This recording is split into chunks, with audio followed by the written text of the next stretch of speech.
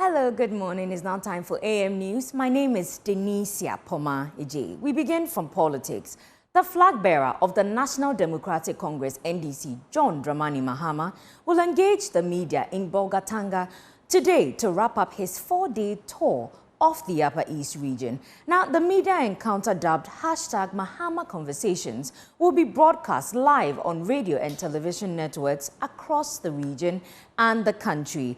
According to the campaign spokesperson Joyce Bawa Mokhtari, the media encounter will be live on all Mahama's social media pages from 8 a.m. The engagement will afford journalists another opportunity to ask the NDC leader questions about his re-election bid, his transformative policy proposals, and matters related to Upper East region.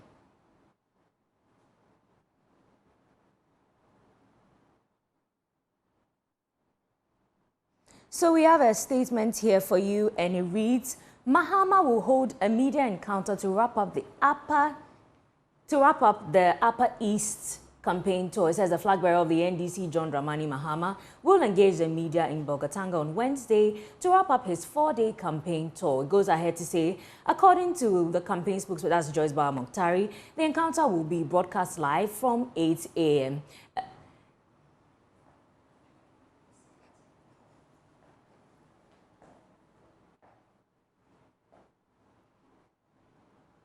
Now, away from Mahama Conversations, the Chief Justice Gertrude Tokonu has called on microfinance companies to leverage the newly created specialized court, the Small Claims Debt Recovery Court system, for expeditious recovery of debts from defaulting customers. Now, if successfully patronized, the Chief Justice says the newly established court will not only improve the services of microfinance companies, but will ultimately lead to timely delivery of justice within the financial sector. Her Ladyship Justice Gertrude Tokonu said this at the official launch of the new court system at the La District Court on Tuesday. Latif Idris was there and has come through with the rest of the story. The new Small Claims Debt Recovery Court, according to the Chief Justice, was instigated by Bills Microfinance Limited, formerly known as Quick Credit and Investment Microcredits Limited. That company alone is chasing hundreds of thousands of Ghana cedis from about 50,000 defaulting clients nationwide. The volume of cases, according to the Chief Justice, makes it imperative for the creation of the specialized court. Though Bills or Quick Credit may have provoked this initiative, the courts are a national asset, open to adjudicating claims from all financial institutions in order that the time value of money claims are not eroded by delays in the courts. Indeed, the provision of Saturday courts have been operational for several years now and serve primarily the needs of national agencies that need to recover sums of money from significant numbers of citizens and businesses, such as SNIT.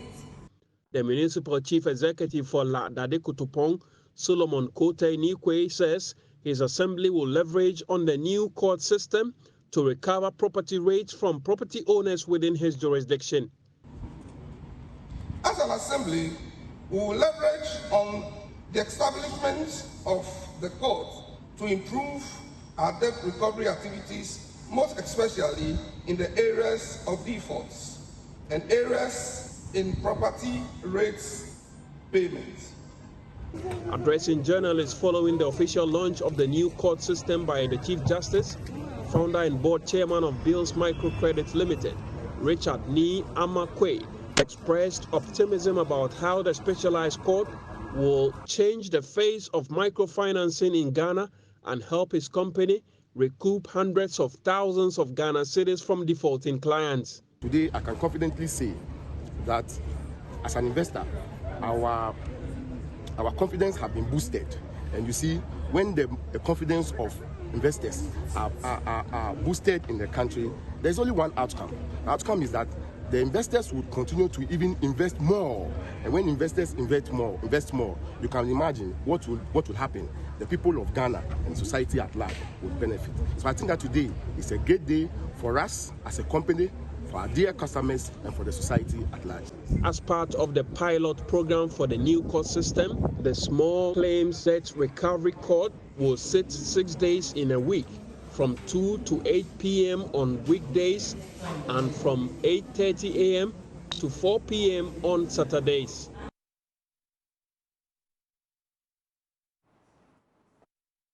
Now, concerned students of the University of Media, Arts and Communication, Institute of Journalism, Unimac IG, are demanding the intervention of the school management to restore the integrity of the SRC elections. Now, the call comes on the back of alleged involvement of the current SRC president, Fatimatu Ali, in the 2024 electoral process, which is contrary to the SRC constitution.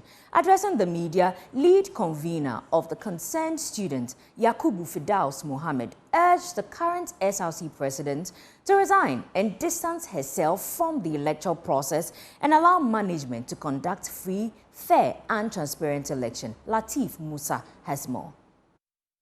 The 2024 Student Representative Council election of the University of Media, Arts and Communication, Institute of Journalism, Unimac IG, turned into controversy as students called the management to take over the SRC electoral process following a series of developments after this year's election. Yakubu Fidaus Mohammed, a lead convener of the concerned students, said, for the past 4 years, the SRC elections have been marred with controversies and mismanagement denigrating the integrity of election process. It is worth knowing that since 2020, the SRC has been embroiled in a series of controversies and mismanagement, particularly concerning our election processes. In 2020, the decision to adopt an online mode of election was implemented. Subsequent years followed, and same trend. And this decision, unfortunately, has led to recent problems. In 2020, there was a court case regarding the elections. In 2022, there was a court case regarding the elections. In 2023, I was personally involved in a legal battle over the election results. I took the matter to court, which eventually escalated to management level.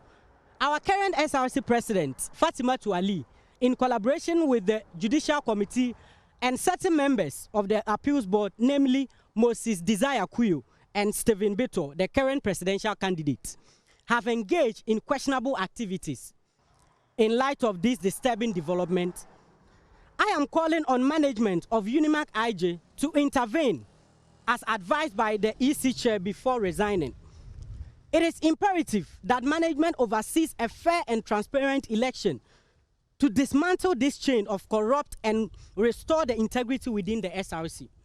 On the 4th of August, the SRC Electoral Commission cancelled the 2024-2025 election result over what the Commission described as manipulation of the election system by third party and automatic duplicate for certain candidates. According to the EC, in preparation towards this year's election, the SRC President Fatimatu Ali and Defendant General of the SRC, Mauli Wega, took $2,850 as payment to design a website for the online election, with the EC as the sole controller to the backend.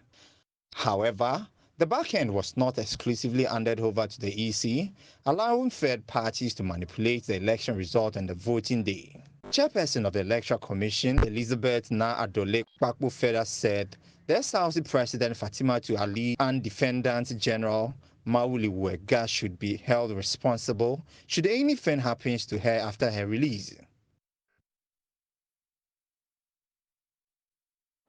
Now, the Upper West branch of the United Cadres Front, UCF, has jumped to the defense of the Speaker of Parliament for walking out the Seshiri-Oso Member of Parliament, Dr. Kwekwe Friye.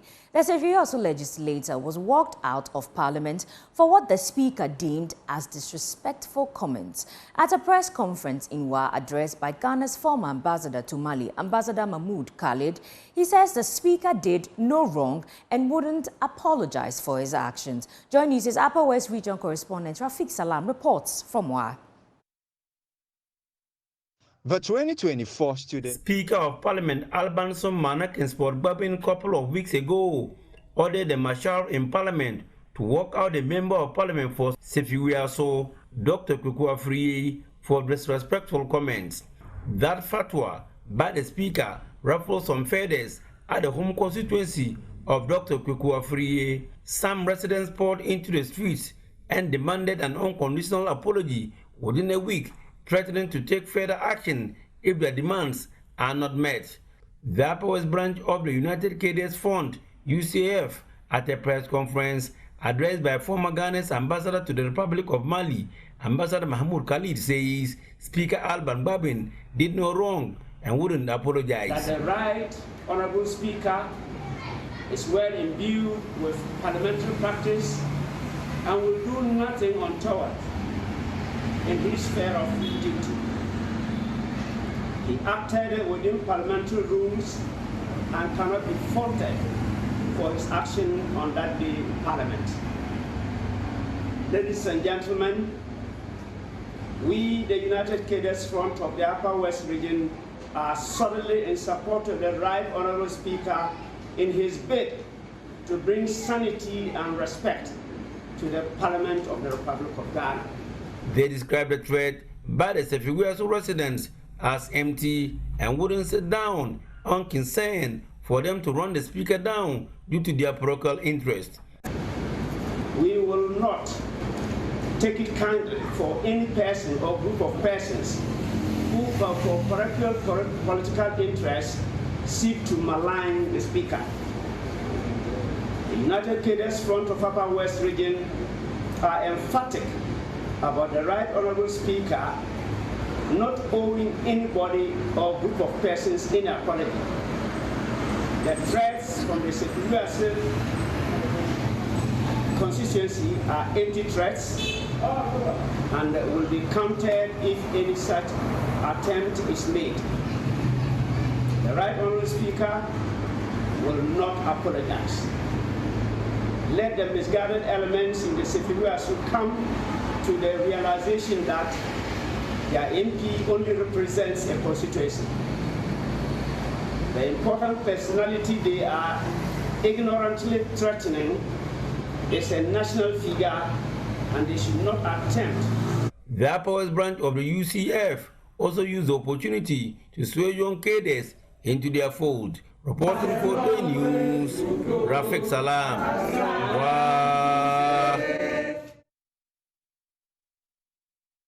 Well, in our climate focus series today, women in Tolon, Kumbungu, Savelugu, and Nanton, all of the northern region, are receiving assistance to develop small-scale irrigation systems, enabling them to grow vegetables all year round. Now, the project is employing multiple approaches to support smallholder farmers in cultivating vegetables, utilizing community-owned dams and underground water resources. This initiative not only enhances their income, but also enables them to adapt to shifting weather patterns. Mahmoud Mohammed Nuruddin has more in our Climate Focus series. Women tending to their vegetable garden, a daily routine that ensures their crops receive the necessary water to thrive. The water flowing from the dam supplies the garden, where the women collect it from this point to nourish their vegetables such as bitter leaf, pepper, among others. Fatih Ibrahim is one of the beneficiaries. As soon as dawn breaks, we all hurry to the farm, and work begins immediately upon arrival. If we are fortunate, vegetable buyers will show up, and if we have crops like ayoyo, bra, or beans ready, we can harvest and sell them on the spot. This is a privilege we get to enjoy.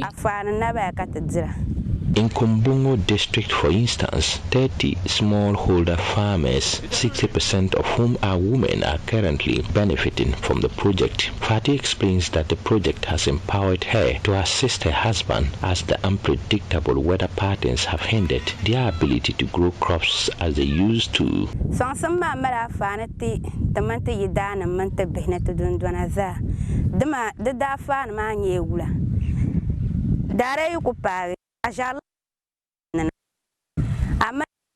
The assistance we received has been a blessing to our entire family, including our husbands and children. We use the funds to purchase ingredients at the market and also cover expenses like grinding maize and millet. Additionally, it sometimes provides extra money for our children's needs when our husbands are unable to provide.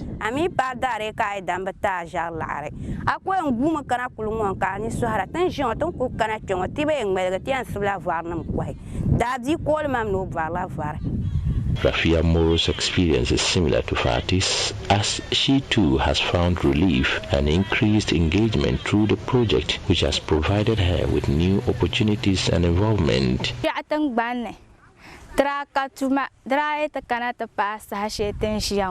Our community was once stagnant with little to no productivity or activity beyond mere survival. But Then Go Adapt arrived and sparked a transformation, awakening us from a state of dormancy. The impact has been immense, bringing numerous benefits and improvement to our lives. These rural women used to rely on rainfall to plant their crops, but now they have a more reliable solution. For example, Adamu Muhammad would have previously been idle, waiting for the unpredictable rains, but now he has more stable and productive option.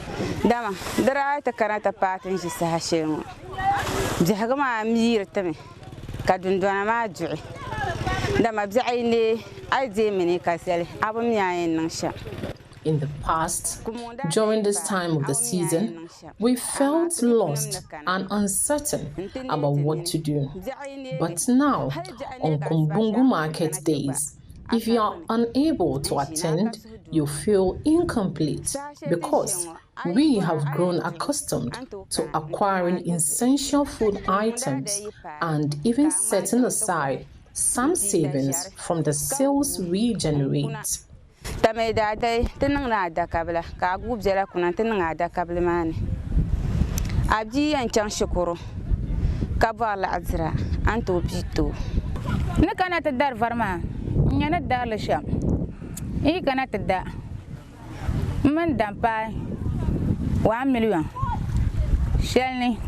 When I come to this market to buy vegetables, my purchases vary. Sometimes I spend 100 cedis, other times 80 cedis, and occasionally 30 cedis. In the past, I would travel to Buntanga and Dalong to buy vegetables, incurring transportation costs of 20 cedis. But now, I prefer to buy here because it's more convenient. And I even invite my fellow market women to join me since I often can't use up all my purchases alone.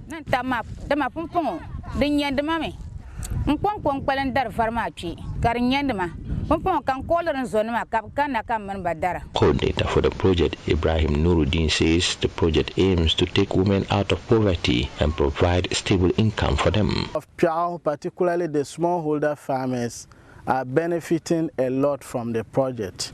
It helps them to generate income to support their families. It also helps to improve their nutritional value. It helps them improve their livelihood and also do a lot of things from this. And usually when it comes to the dry season, it becomes difficult for them to get vegetables. They need to travel to faraway communities to buy them. But now it is within their communities, then they use that to improve their nutritional value and also supplement their food needs. Before this garden, during the dry season, we were sitting in the house, playing Oware and other things, doing other petty things, which was not beneficial to us. So, Go Adapt came here, they bring this project, we see that it is helpful. We make these fence to start cultivation of vegetables and beans. So through that, we are able to get some vegetables to eat in our houses. We also get some to sell, get some income to support our children's education.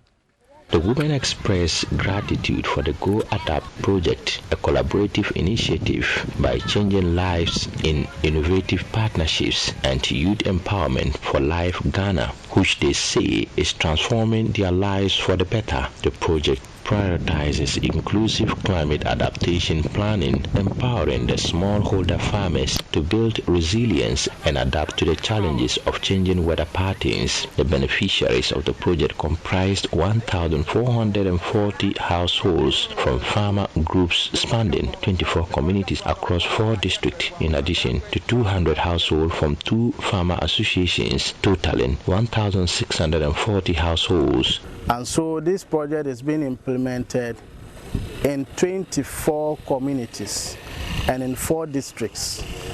In each district, we are implementing it in 6 communities. And the Kumbongo district happened to be a beneficiary of the project.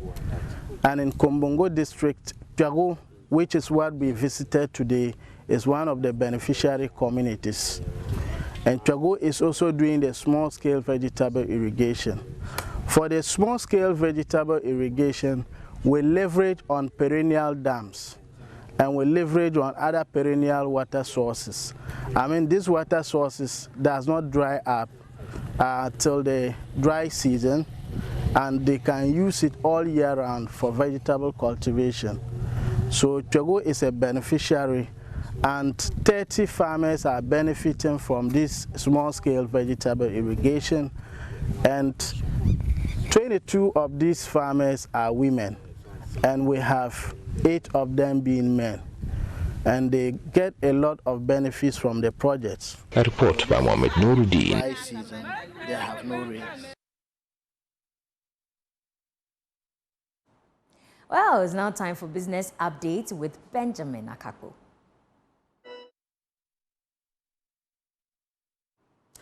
Well, good morning. Welcome on our business updates for today. In our first story, the Bank of Ghana has given the firm assurance it will continue to restore confidence and trust in the financial sector. This follows the sanctioning of 47 individuals and some 245 business entities for issuing DAP checks. These individuals and businesses have also been barred from accessing new credit facilities from financial institutions. Speaking to Joy Business on the back of this action, Director Financial Stability Department at the Bank of Ghana, Dr. Kwesi Osei-Yeboah, said they would intensify their monitoring systems to flush out all illegal activities within the financial sector. We've notified the banks and we've asked them to notify their customers. So as we speak, it is a fair assumption to say that all these individuals and entities have been notified. And in fact, some of them have reached out to us offering all manner of explanation as to why it happened. So they've been notified. I think at this stage it's confidential information. We want to respect the privacy of these individuals and entities concerned. So we've indicated these individuals and entities to the banks for them to inform them.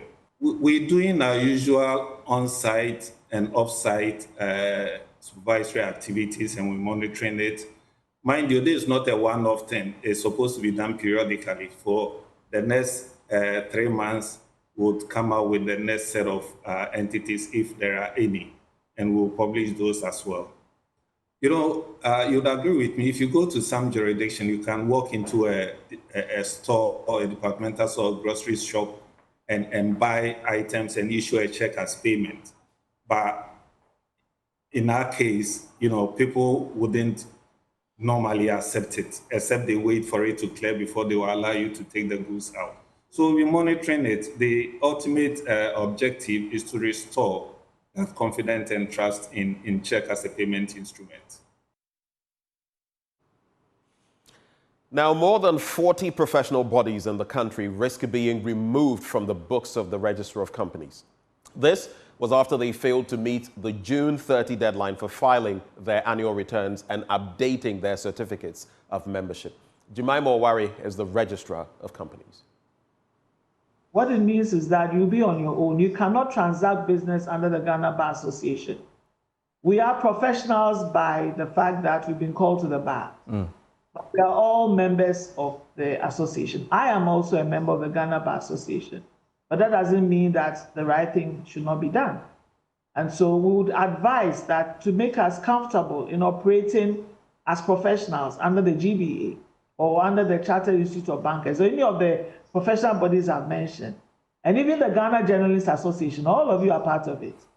We have to make sure, yes, we have to make sure that the professional body itself is in compliance with the Act. And then each of you members also have been registered and renewed and in good standing. So it's all of us. And mind you, I'm not canceling anybody yet. I'm just informing you of the need to update before the end of the year. But the end of the year is just sort of an indication. But the real date is 31st of January 2025. I cannot even take you off the books until I give you at least 1 month's notice. So for now, I'm asking them to comply by the 31st of December, going at most into 31st of January 2025. After 31st of January 2025, I would have to serve a notice on them, at least 1 month's notice before the names are taken off. And if it's taken off, you cannot practice under that name. If the whole body is off, then the member is also off. And so we'll put it out there so everybody will know that you risk doing business with this professional who is not recognized on our books. Well, that's it for our business updates for today. Up next, our currency market.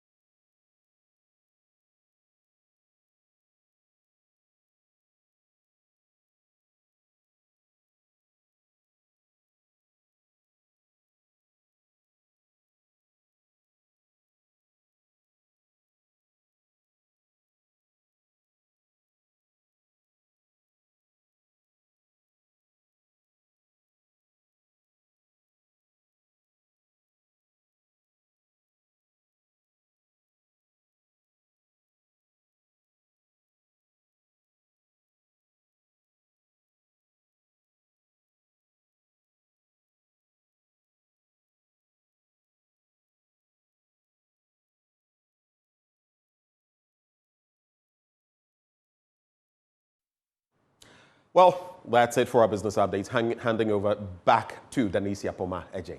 Thank you, Benjamin. And that's it for AM News. Up next is News Review. Don't forget that we'll be joined by Dr. Kwame Asante. He's political scientist and head Center for European Studies at the University of Ghana. My name is Denise Apoma Ejay, and as usual, enjoy the rest of your day.